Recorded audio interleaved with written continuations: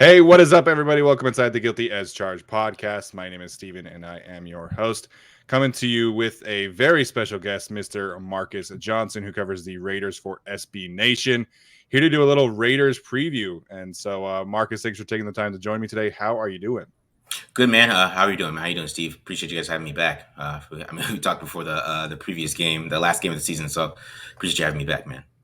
Yeah, we happy to have you. Doing well myself, and I remember the conversation we had before the Chargers and Raiders game was a little um, kind of pessimistic on your side, and then of course the Raiders ended up winning. Unfortunately, my co-host Tyler and I were there at that game. Feel pretty Yeah, good about the Chargers' chances to get into the playoffs, and then yeah, just couldn't get it done. Couldn't stop the run that specific game, so.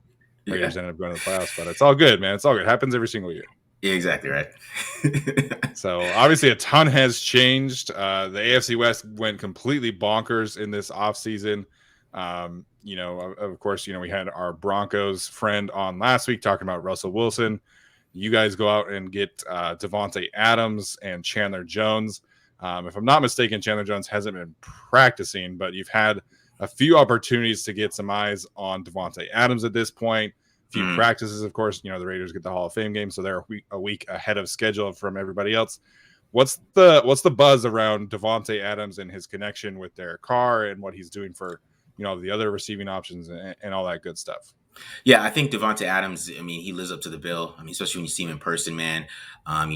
Definitely the hardest worker there. He's going hard every single route, and I think the connection with him and Carr, you can already see it. Man, they're already talking, communicating on the sidelines, talk about routes they want to run, and they had some really good passes, especially on Saturday when there was more competition with the cornerbacks. I thought they had some really good connections there, and you can see their chemistry already. And Derek Carr's able to know where he's at and get the ball out quick to him. So you kind of see how they've been working out together for 7 years, and they already have that little bit of that chemistry already.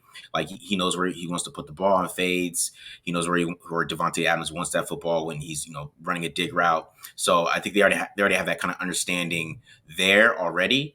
And I think it's going to be a big impact, especially for Carr and the whole offense, in my opinion, because I think it's getting pushing other guys, and you're seeing, a former Chargers player like Tyron Johnson.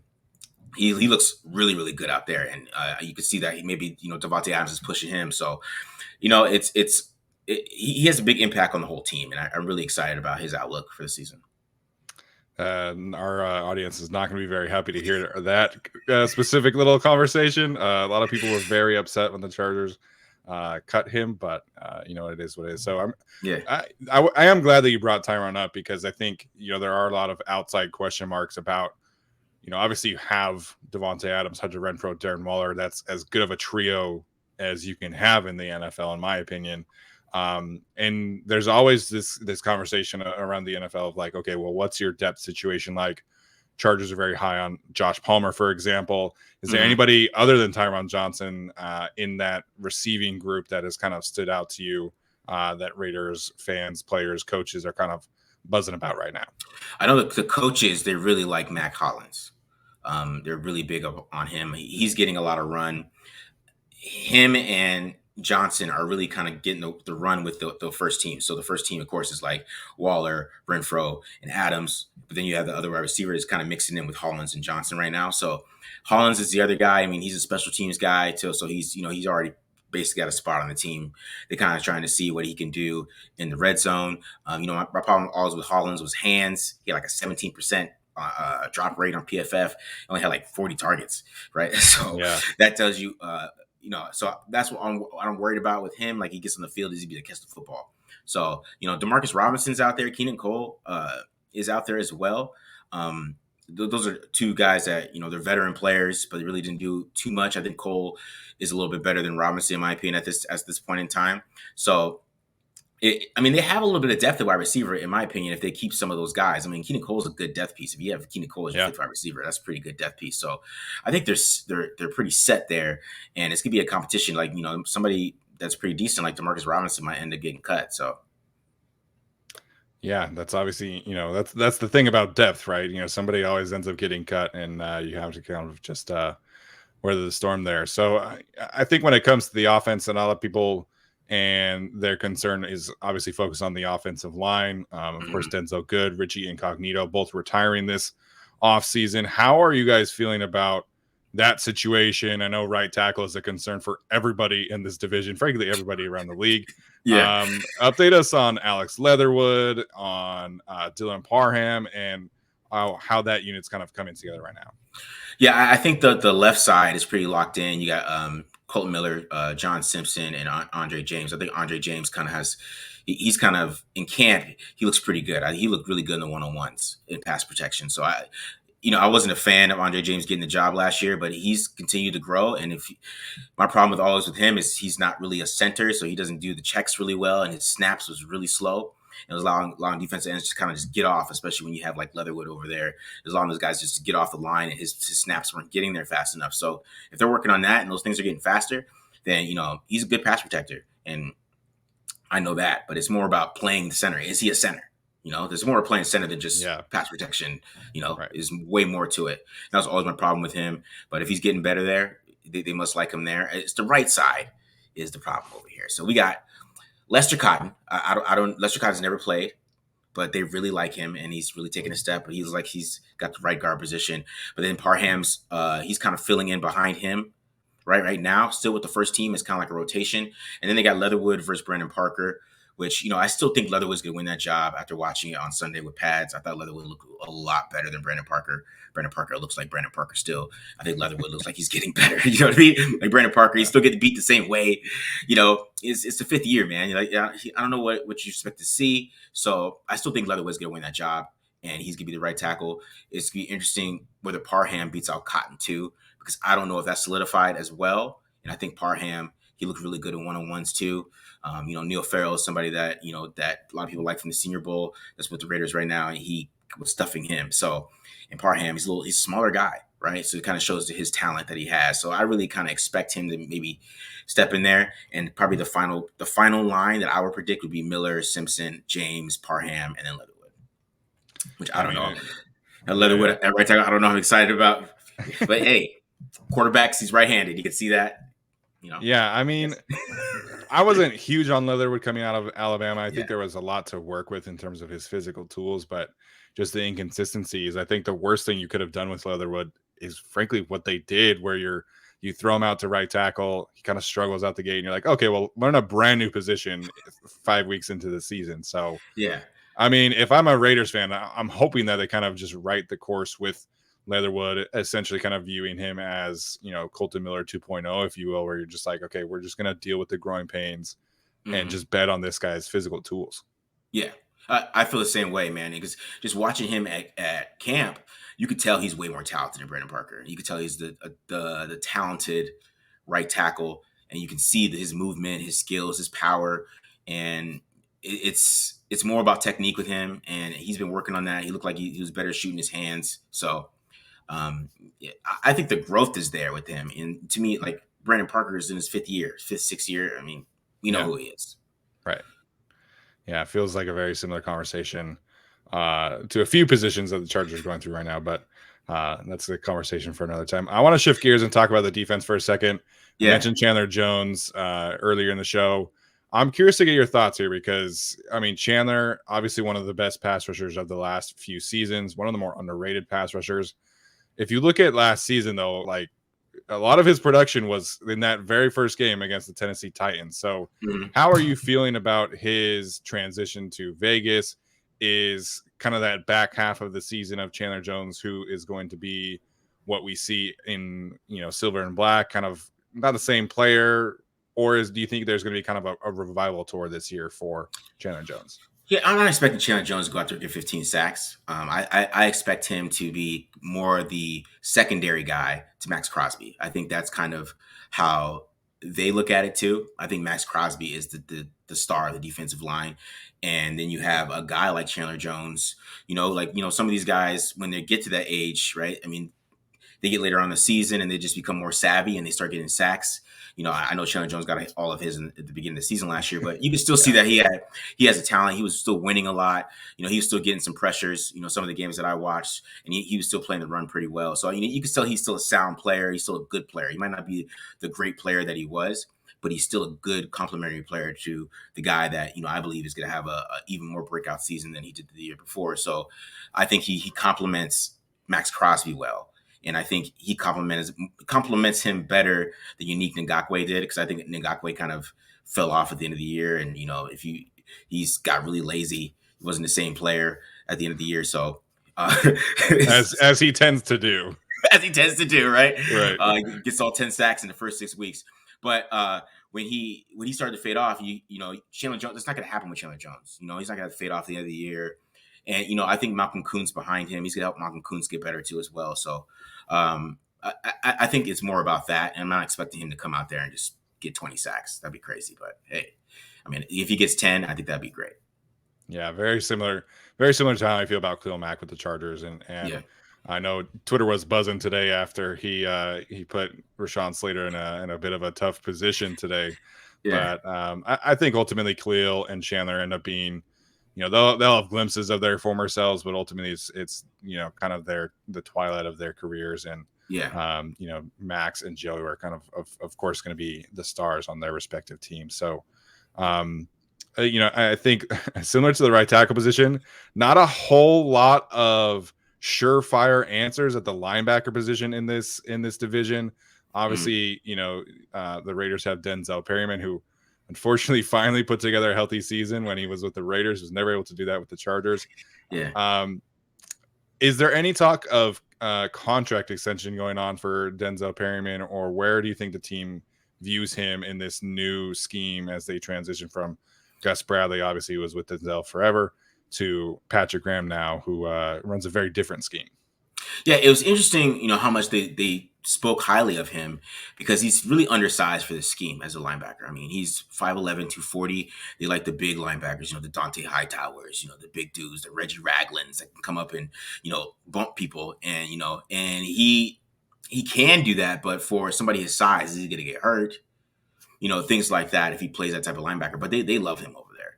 So, I mean, I don't know if he's going to get a contract right now, but I think if he plays really well this year, he'll definitely get some a re-up or something like that. They're really high on him, his leadership and all that stuff, and how he's getting people ready.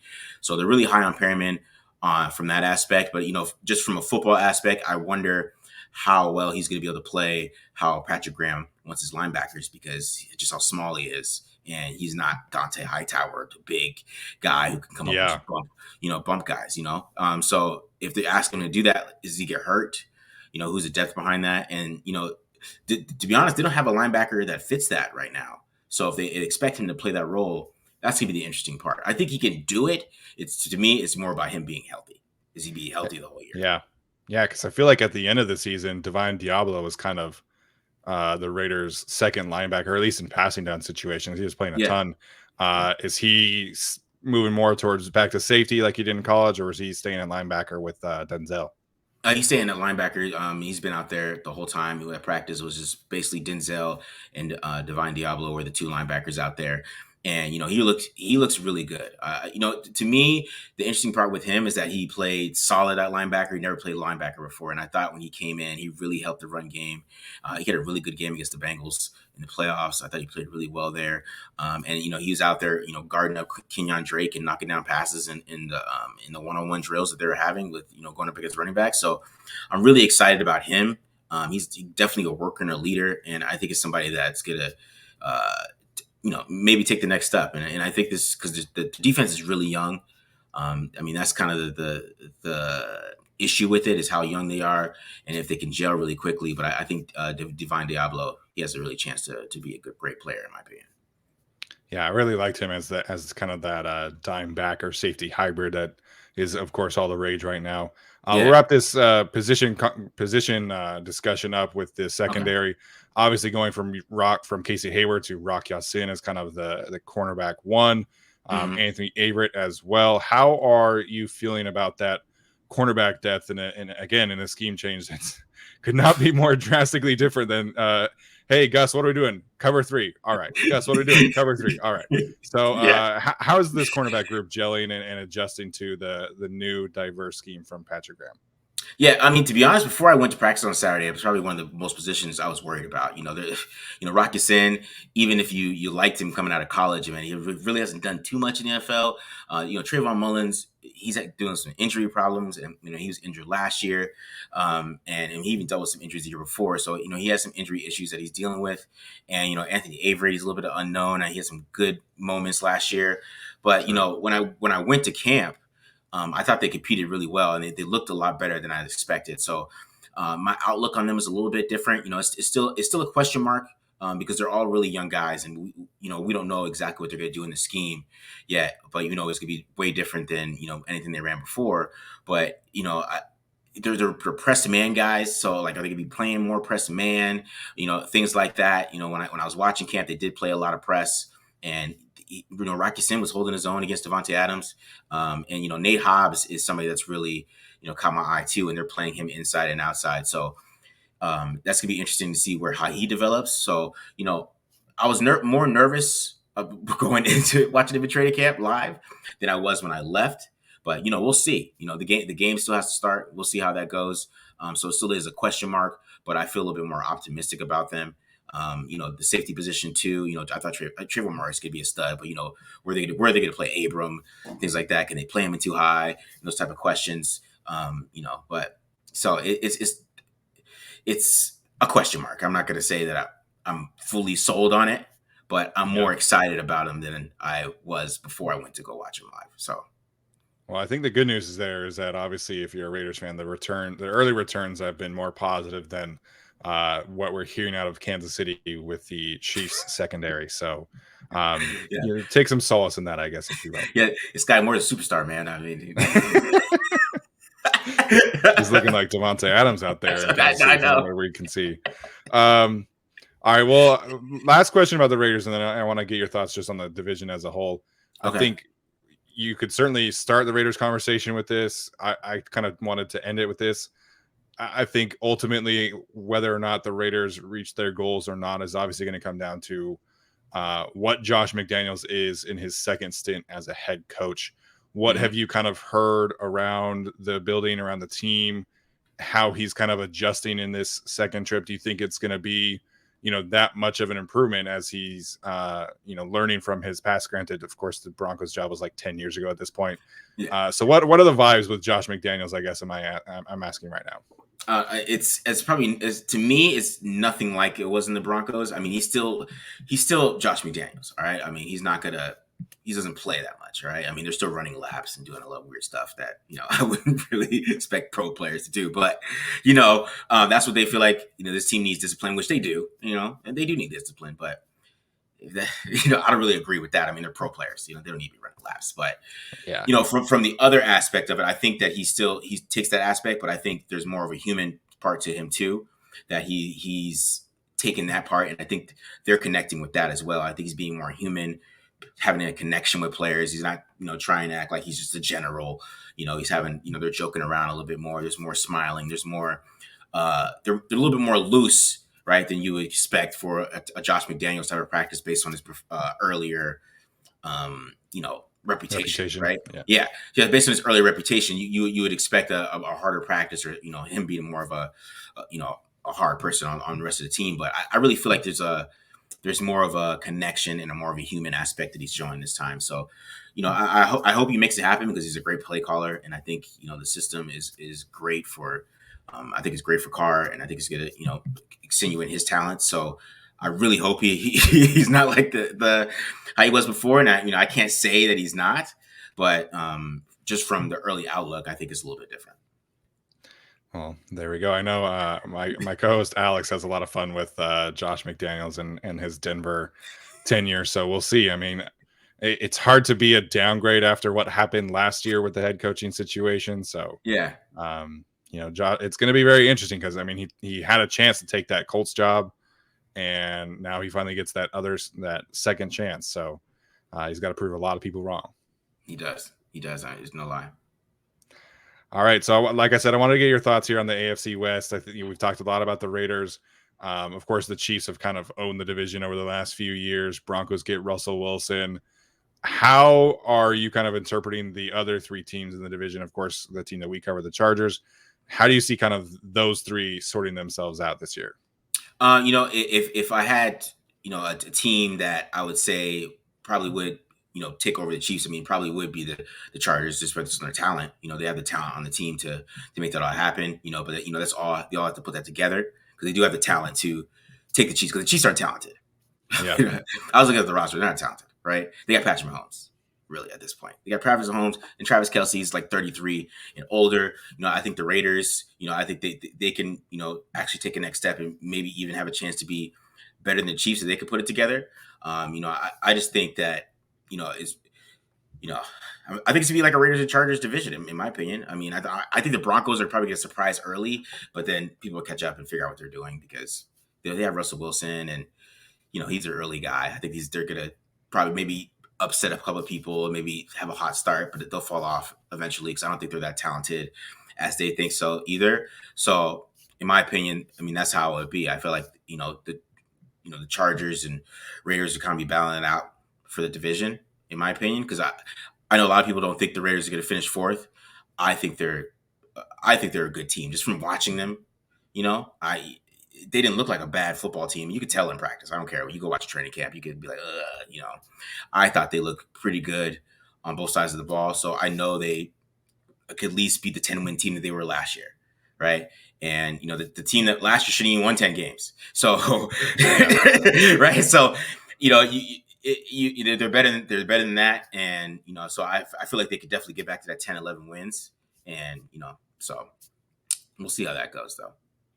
I have definitely felt that, that the Raiders projected win-loss total is a little low in my opinion. And I understand like, I definitely have some of the concerns if, as being an objective viewer, right? Like the secondary, the offensive line, really how good can your secondary be if Rock Ya-Sin is your top corner, you know what I mean?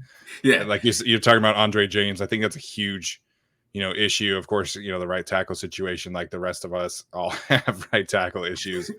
But I think a lot of, Charger fans are going to hate this, but I think everybody kind of just shits on Derek Carr because like that's just kind of a bit at this point. But he's a good quarterback, and I think he does deserve a ton of credit for, really stabilizing the Raiders situation last year with all the things that were going on. So if Josh McDaniels can come in and be, a human, like you were saying earlier, have that human element, and of course Davante, drawing attention away from Darren Waller, Hunter Renfrow, the Raiders are going to put up a ton of points. I know that. My concern mostly is on the defensive side of things, and then I think Patrick Graham's a great coach, and if he's going to prove that, he's got to do it with this group that's kind of just a lot of underrated solid guys as opposed to having like a ton of star talent. Yeah. I think on offense, I think they're going to put up a lot of points. I think it. Like I said, I think Derek Carr's going to have a big year just because he has all those guys, and I would expect him to. I mean, I know last year he had Henry Ruggs and he was playing really well, and I know Henry Ruggs is no Davante Adams, so let's just start there. So I think he has some guys to throw to, and I think Darren Waller is going to have a big year too. And because he's going to get used in the slot and moved around a lot. And that's really the guy I expect to maybe even, have a bigger yards year than Davante Adams. Because at the end of the day, Davante Adams is Derek Carr's best friend and all that. But his NFL boy is Darren Waller. And, always watch him on tape. He gets to stare Waller down when Waller plays. It's like, he says, where's Waller? And I don't know. I mean, I can't say I blame him. I can't say I blame him.